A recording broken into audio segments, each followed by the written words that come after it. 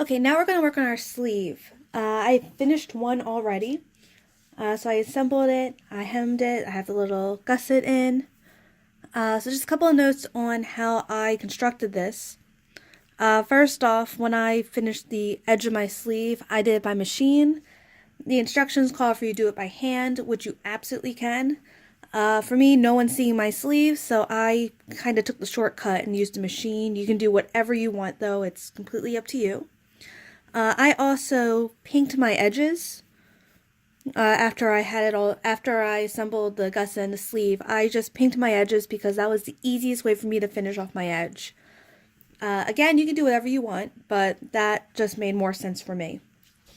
Okay, so we have our pattern here. We have our shift sleeve, and we have the gusset pattern.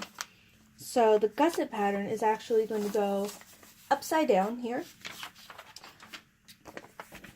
And we are going to just stitch that right along this edge. So I'm going to bring this over to my sewing machine and you can take a look at that. Okay, so one thing I did after I stopped filming the last segment is I added a pin right here. That matches up with the circle on the pattern piece. See right there? So I am going to make sure I stop sewing at that point. So I'm going at 5/8 of an inch.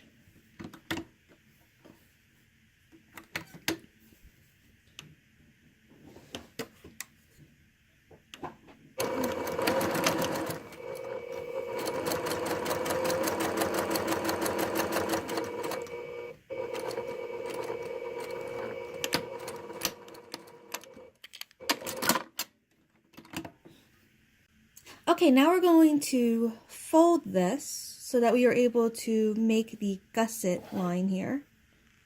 What we are going to do is we are going to line this edge here. That's kind of catty corner from the one that we just sewed. And we're going to line it up on the opposite side right here. So if you did your pattern markings, this edge is going to be lined up right next to the side where it has the double triangles there, the double notches. It took me a couple of tries to make sure I had this right. So just make sure you definitely have everything lined up properly before you sew. So what happens is the two edges, let me just show you again. The edge along here where you sewed your gusset is going to just go straight across to make the sleeve. And then you are going to line up the rest of your gusset square right along here. Okay, so I am lining my needle up right where my stitches ended when I sewed the other side of the gusset. So I'm going to line that up.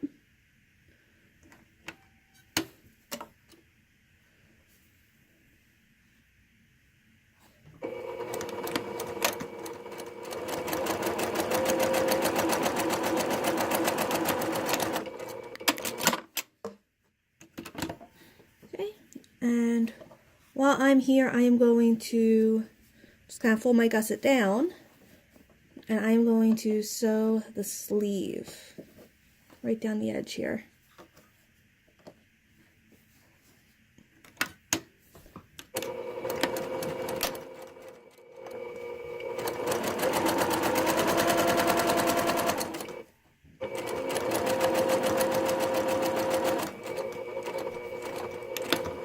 I'm going to stop right where my stitches for the gusset began. Okay, so my sleeve is all stitched up. I'm just going to clip some of my threads that are dangling here around the gusset.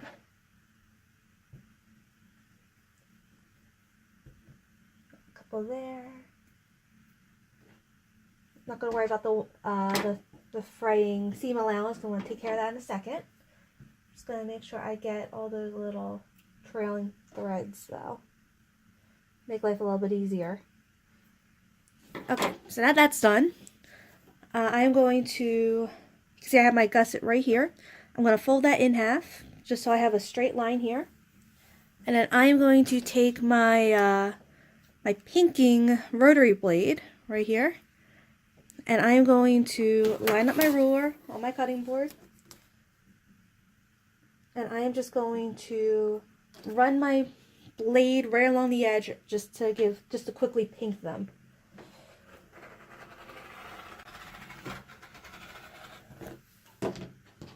There we go.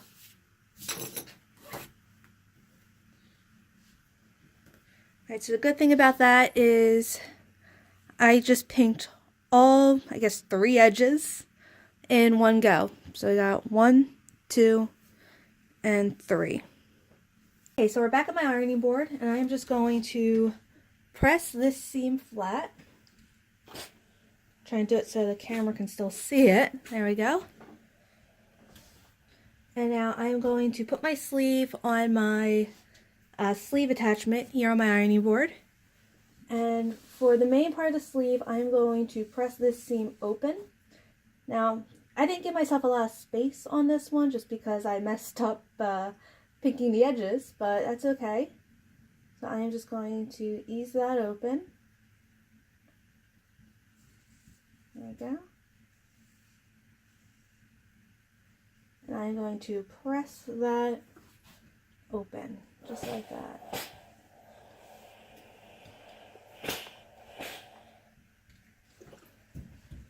Okay. And now for the seam allowance for the gusset, I'm actually going to just press this up towards the rest of the sleeve. So, go. Okay, so we have one side.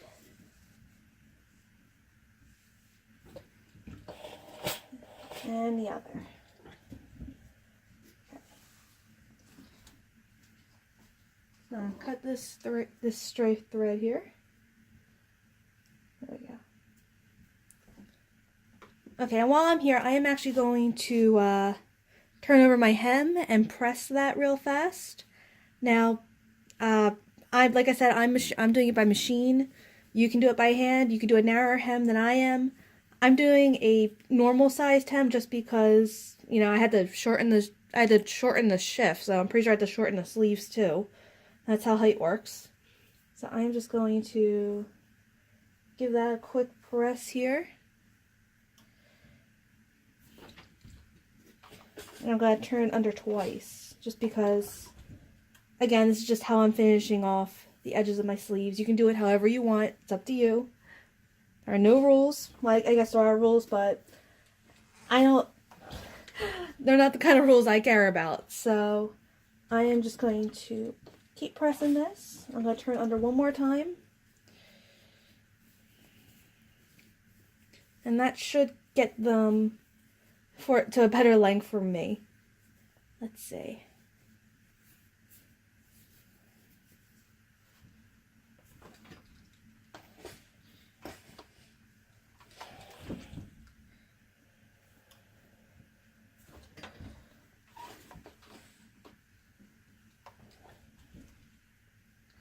So I'm going to take this over to my sewing machine.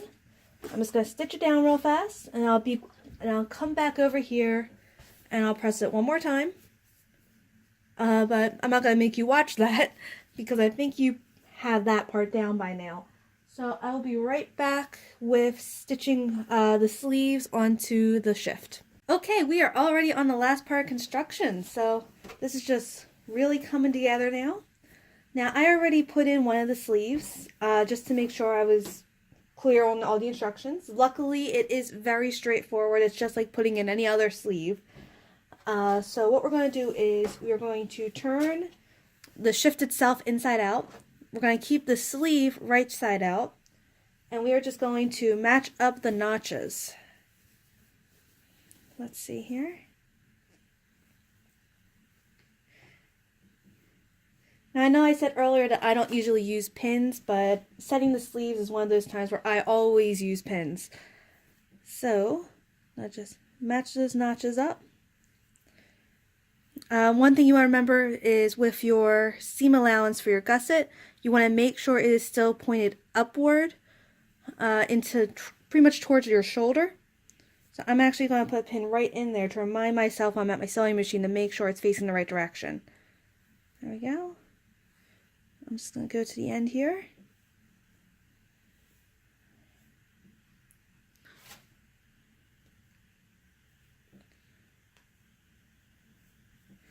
Alright, and then I'm just going to go back to my first pin. I'm just going to continue going up towards the shoulder.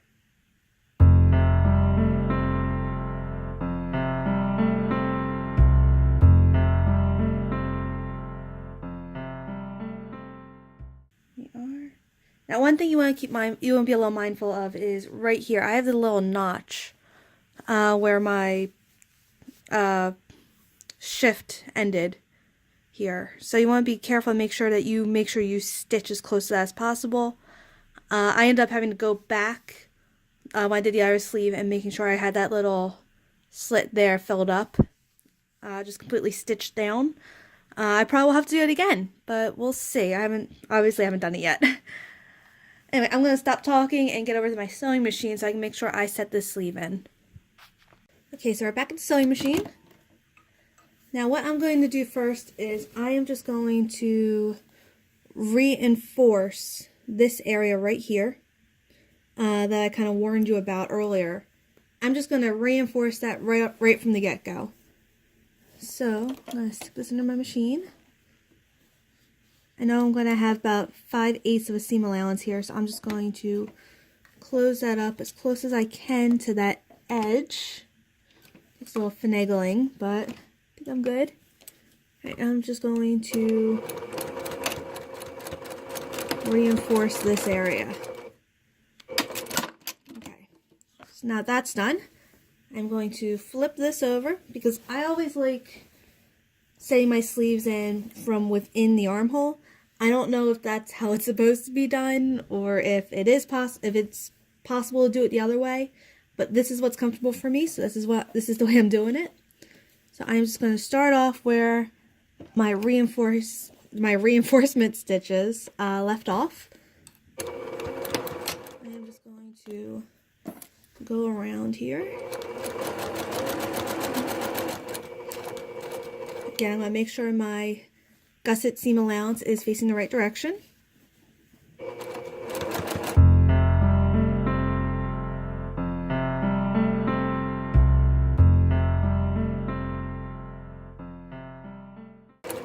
And ending right in those reinforcement stitches.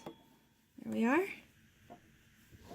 Okay, so just like last time with the sleeve, I'm going to use my pinking rotary blade. And I am just going to finish off the edge here. You see, and there's also a little kind of tail here, a little point here. I'm going to just kind of go over that as well and just get rid of that because I feel like that's going to tickle me while I'm wearing it. I could be wrong, but I'm just trying to think ahead, so I'm going to take care of that before it bothers me. I'm just going to line that up here. Might help if you could actually see it. There we go. I'm just going to line that up here and just...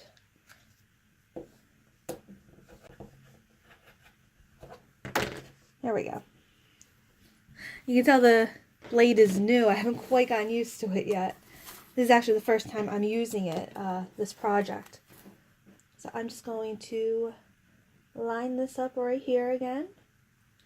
My blade, lean down nice and hard, and... Now, of course, you don't need to use a rotary blade for this. You can use pinking shears. My pinking shears are still at my parents' house for some reason, I think. And I haven't either retrieved them or replaced them yet. So, I am just going to use the blade because that's what I have on hand. Okay, and I'm just going to take this over to my ironing board. I'm just going to press my stitches, and the sleeve is done.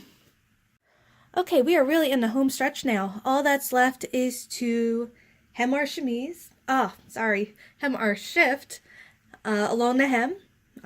Hem around the hem. Wow, okay. All we're going to do is hem the bottom of our chemise, and we're going to finish the neckline. I am going to be finishing the hem of my chemise by machine. Surprise, surprise.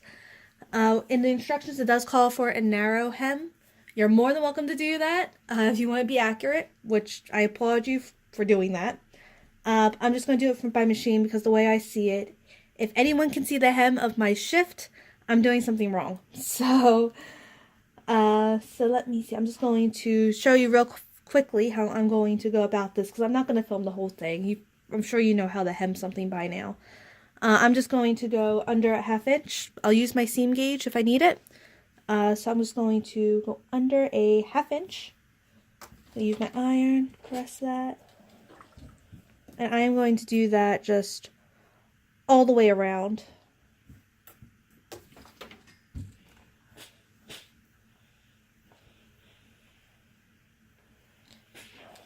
And then once I go all the way around, I'm actually going to fold it over one more time.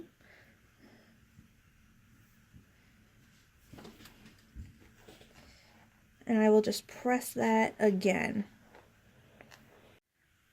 Okay, we are one step away from our first finished garment. So what we're going to do is we are going to finish the edge of our neckline of our shift. What I did is I did trim some of these threads off for the length I'm going to be working with right now. I'm going to use a rolled hem, which is what the instructions suggest that we use. So what we're going to do is we are going to just kind of keep the fabric a little taut right here. We're just going to kind of roll it up, very tiny. There's a little thread there. I had to restart the video a couple of times because school let out nearby and the kids walking by our house were a little loud. And I had to do it again because I kept calling the shift the chemise. So this is not my first take doing this. I just hope this one actually works. So we are going to roll the fabric up just a little bit here so that it kind of rolls over on itself twice. See, there we go. And keep that nice and tiny. Here we go. See right there. So I am going to take my needle and I'm going to push it through the back of the rolled bit here. So I note real fast, I am working on the back of my shift. I'm working from the back to the front because I figured I can get the practice stitches done in the back where they won't be quite as visible. So I'm going to take just a couple of threads here and bring it back up. And we're actually going to bring it back up through the rolled part of our fabric. I'm going to pull that out. I'm going to try and keep these stitches tight. We want it to be as invisible as possible. So we're going to go back up, grab just a thread or two, and push it right through there and pull it out. Now there are several tutorials online about using a rolled hem stitch. You can also use Historical Sewing's class, where she goes through all of the stitches that are in the American Duchess book, which I found incredibly helpful, especially when I was making my Italian gown. So here we are. We are just going to keep doing that all the way around. Now, of course, you can always hem your neckline by hand. I just happen to have the time and patience at the moment to be able to try and do this by hand. Probably going to pop in a episode Golden Girls or something and work on this, maybe listen to an audiobook.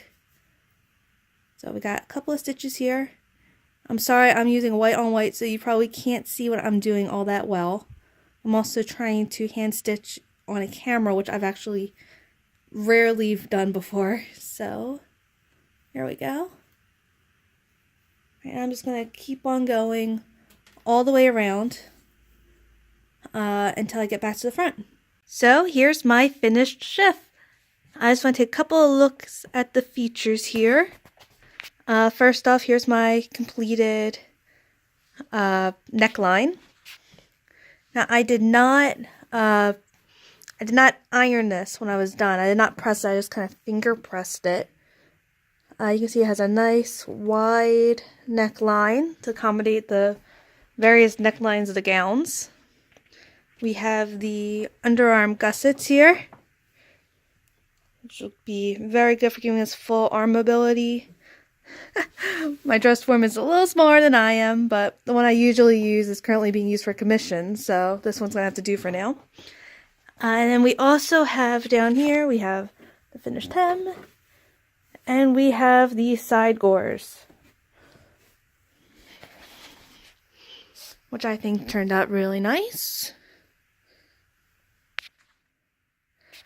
And that's it. We have one finished garment, and we're going to be able to work on, I think we're going to do the under petticoat next. Let's go in order.